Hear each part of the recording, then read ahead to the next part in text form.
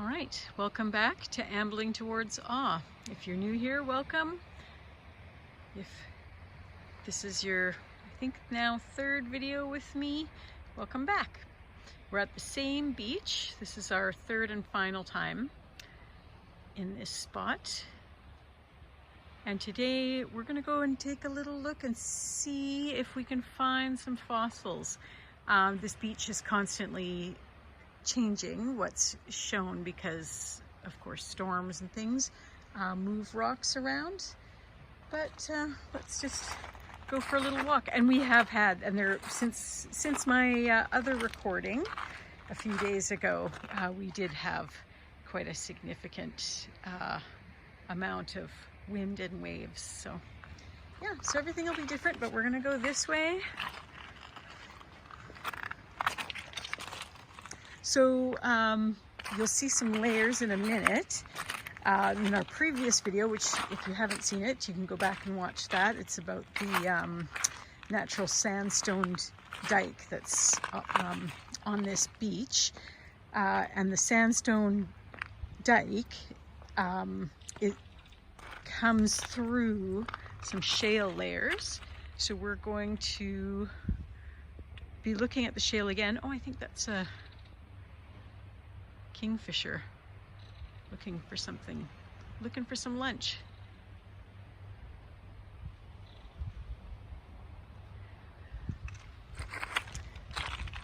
Anyway, we're going to be looking at that same shale, but we're going to be looking a little further down into an area from the late Cretaceous that is exposed when the tide is low.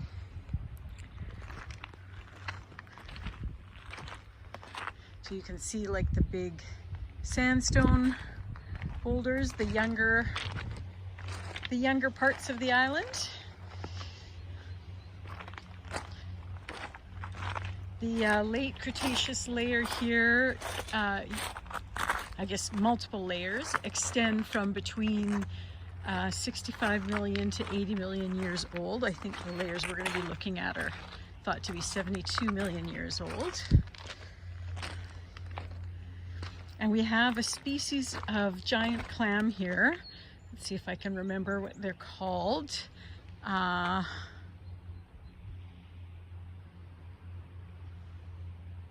Inoceramis's vancouverensis. Hopefully that was right.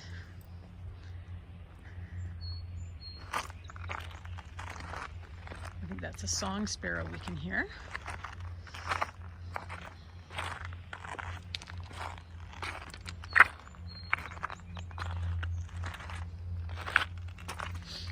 I'm not a very good birder, but I've started using the Merlin app, and if you haven't played with the Merlin app, I highly recommend it because I wasn't expecting to learn. I just thought I'd identify some bird calls. But much to my surprise, it's so cleverly set up that it reinforces, as the birds continue to call repeatedly, it highlights the name of the bird, and so you actually get to learn who's calling. Otherwise, I would not have known that that was a song sparrow. This is all new information for me.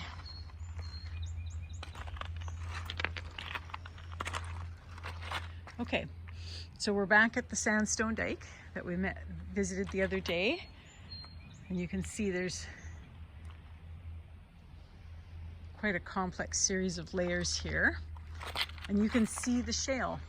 So you can see, so there's like that one strong horizontal line, that's a layer of something else. The sandstone dikes cutting up vertically, and then the dark stuff is the shale. And some of the layers contain fossils, and we're going to see some very soon here. And then there's this interesting stuff here. So these are the layers that would have the fossils in them. So we'll just look around. I didn't come and scout ahead of time, so hopefully what we're looking for is going to be exposed. But you can see this stuff that I think has a high iron content. And I actually met on this beach with a guy who studied geology at a nearby university. And I had already guessed, but he confirmed it, that these kind of weird masses of red stuff, because they're in the same layers as the shells, they are understood now to be the organs, like the innards of the giant clams, and they were massive.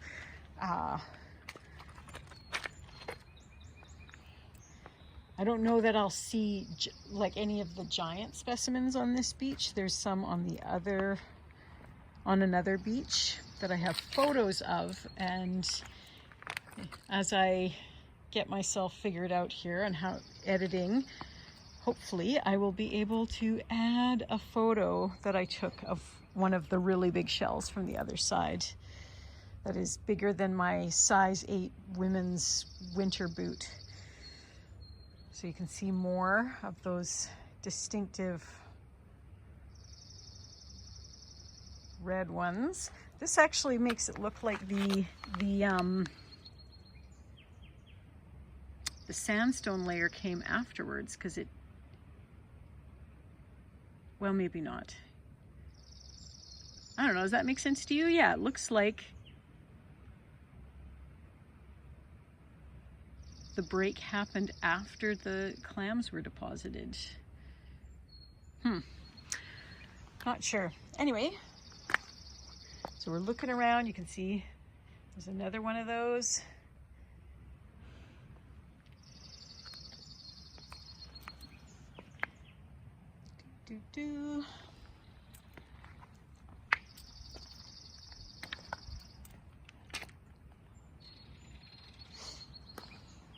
I don't usually like to divulge where the fossils are.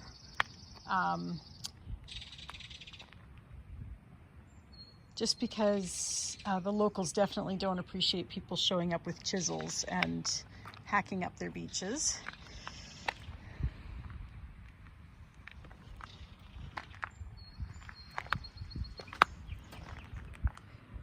I know on other days I've seen about 3 or 4 specimens right around here.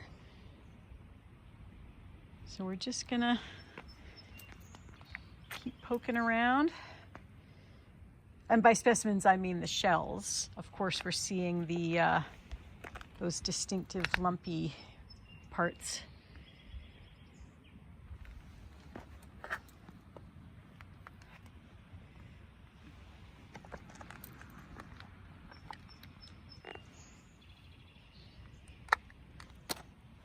And some of them, there's at least one around here that has what I think is the remains of the siphon.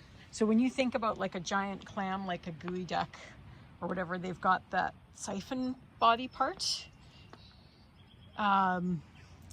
You can see those, what is understood, or at least I understand them. I can't remember who told me that. I don't know if it was the geology guy or not, but someone told me that they were the siphon parts from the giant clams. But I think there's also tunnels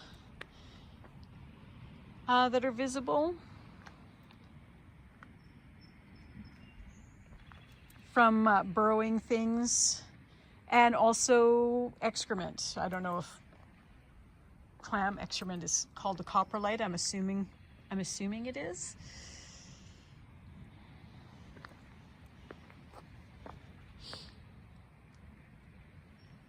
Well, I'm certainly feeling like I should have scouted first to confirm exactly where to look.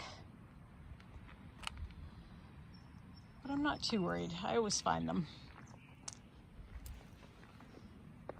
And this way we get to enjoy the sound of the song sparrow, who's keeping us company.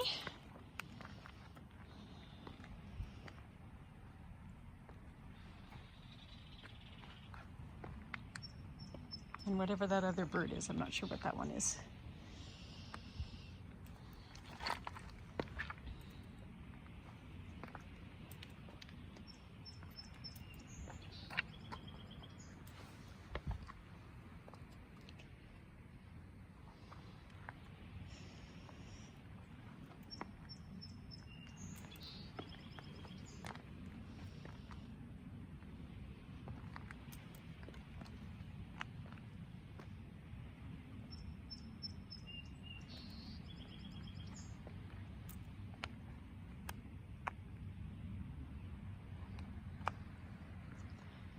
almost certain that this big area right here, oh, a little crab. Sorry, buddy. He had his dukes up.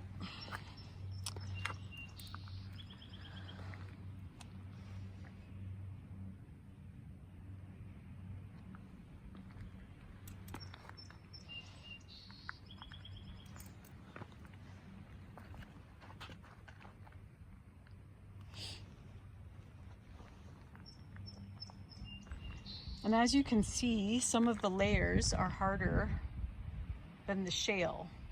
So as the ocean waves and wind wear the shale away, the fossils and these other like compressed veins of what I think are sandstone, like that's sort of the same, made at the same time that the dike was. They're harder. So the shale wears away and exposes all these cool things. So that's why the fossils of what might have been the clam innards is standing up higher. So on the other beach where the shells are a little bit more dramatic, I think that beach isn't hit as hard by weather as this one is. The shells actually are laying flat, and they're like a little table. They're up a few inches above the rest of the beach. So they're really, really easy to spot.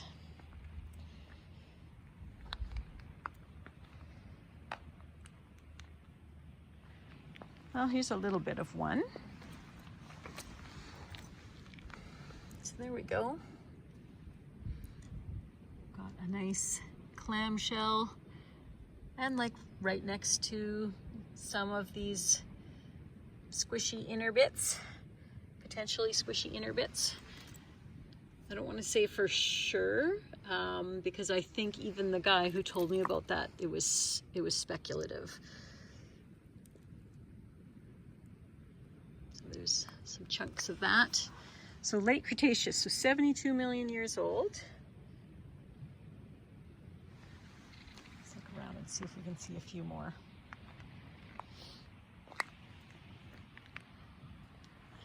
And I did come ahead and grab a few little pieces before the storm of little things that I wanted to show you. So I have things in my pocket.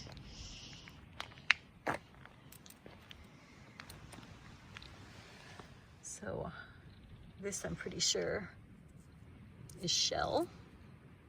You can see it was broken up. There's like little broken pieces.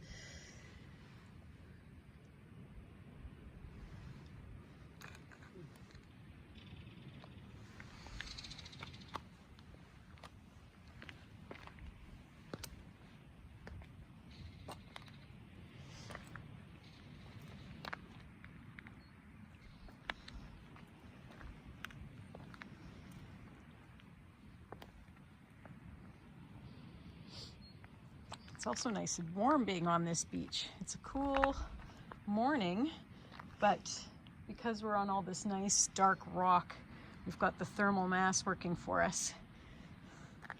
So here's a nice little example of, I don't know what actually. Let's see if we can figure it out. So this is in the fossil bed. There's a clam body there. So I don't know if that's a tunnel or something that was excreted. I don't think it's one of the, I don't think it's a siphon section. But you can see the different parts in the same site near each other, so it's easier to sort of interpret what we're seeing. Oh, there's some shell right there.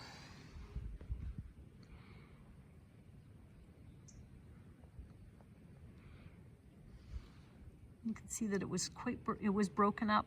So I don't know if it was like a landslide or like an earthquake or what. destroyed these clam beds, but they are broken. There's another piece there.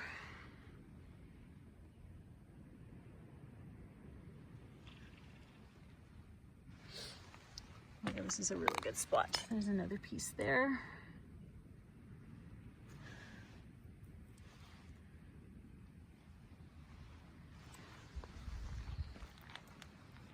So if you're a scientist, please feel free to chime in the comments and share what you know about these giant clams. I think this is, again, siphon or excrement or a tunnel. There's something interesting there. I don't know what that is. So this is part of the Nanaimo fossil group.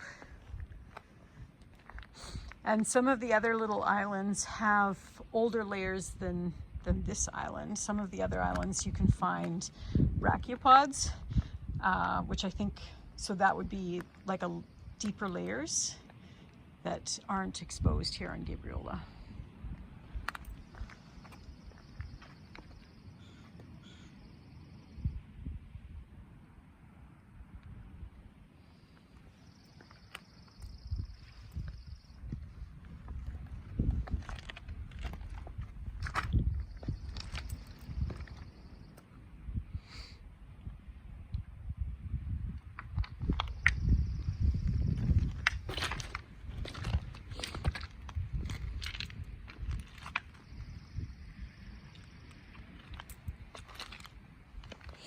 All I can do not to hum. I just realized I hum a lot when I'm on the beach.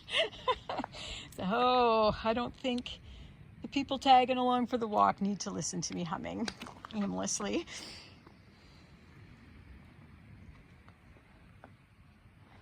Or should I say tunelessly, would be more accurate.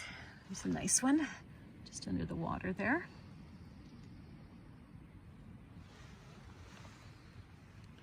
Seeing that shell there, broken up. It's embedded in the shale.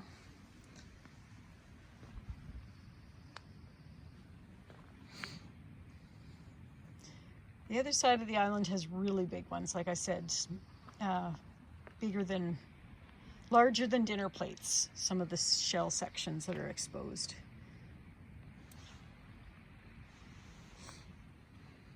So we're up a little higher now, further away from the water. That's a nice one. You can see a nice little bit of imprint there.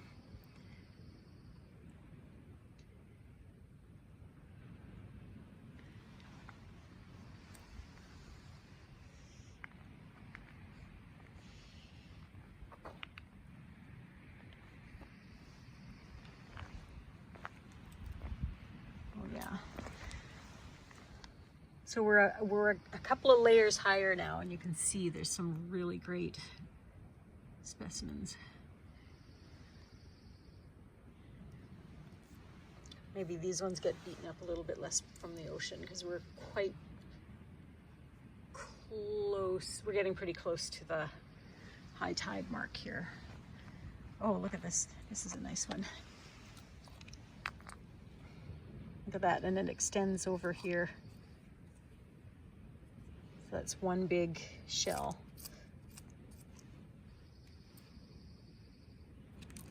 So there's my hand, and this is just a little bit of a shell here.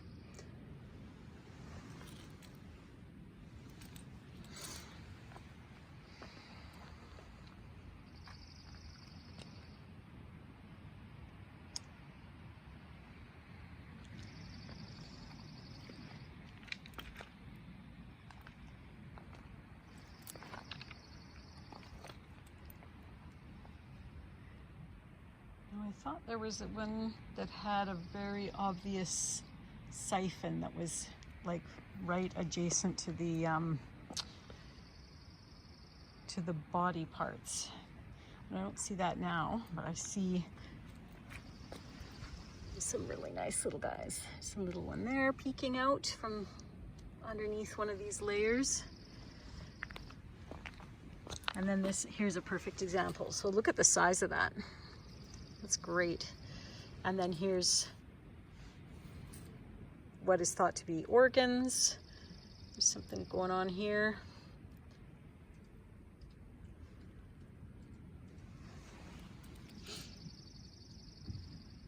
I hear a hummingbird chirping at us. They're nesting around here somewhere.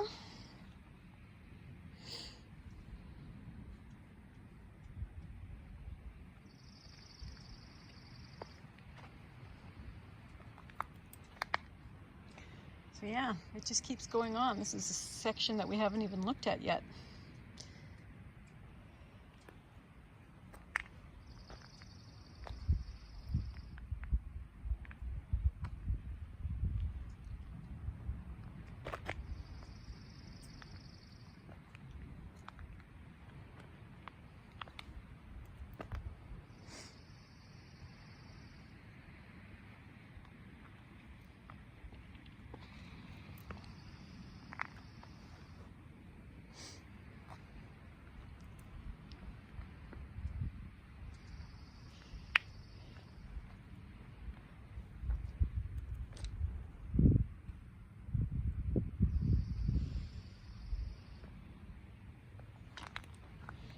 Oh, I found a nice little loose piece.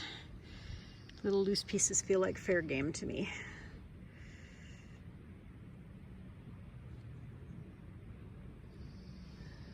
So that's a happy find. I would never disrupt anything, but a loose piece is fair game. So this, I assume, is part of something too. That's also breaking up, but we'll leave that one there.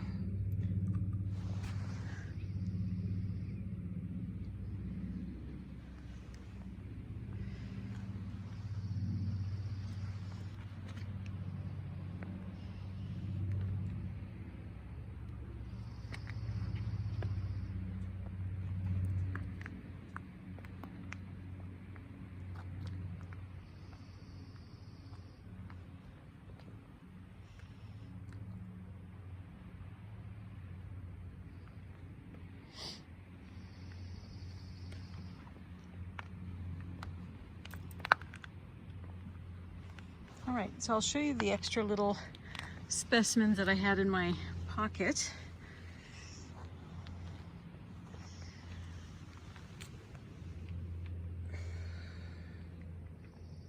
So this, I'm pretty sure, is shell.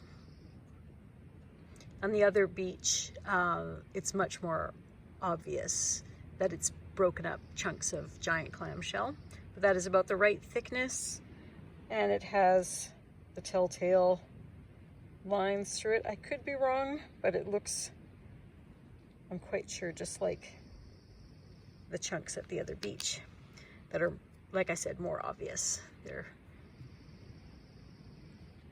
This I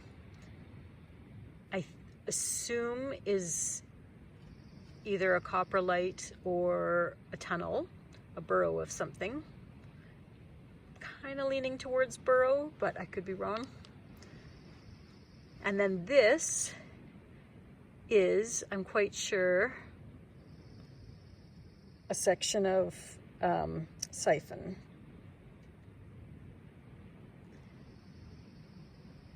Because it has this really strange way, and maybe that's the minerals, and I'm totally incorrect here, but it has this way of shearing off the siphon segments. What's confusing me about this one is I feel like usually there's a little mark in the middle of it, but anyway.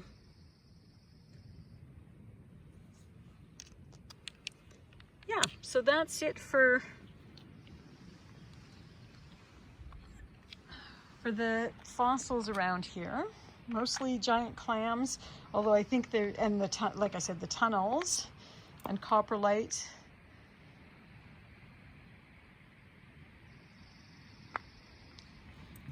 And if I knew my fossils better, maybe there's, I mean, I imagine there must be small plant fossils or smaller creatures that didn't leave a significant fossil trace. So if I knew what to look for, I would probably see those things as well.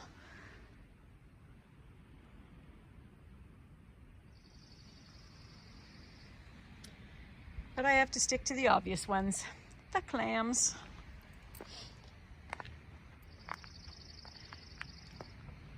So I hope you enjoyed that little walk on the beach. I've been very lucky to be here for a short time.